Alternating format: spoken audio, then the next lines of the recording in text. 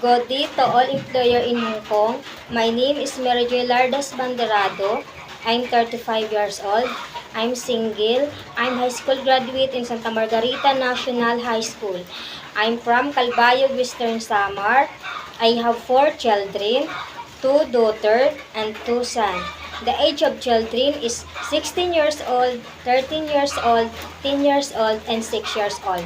I have experience here in the Philippines as domestic helper. I serve 4 members of the family, 2 adults and 2 children. The age of children is 10 years old and 4 years old.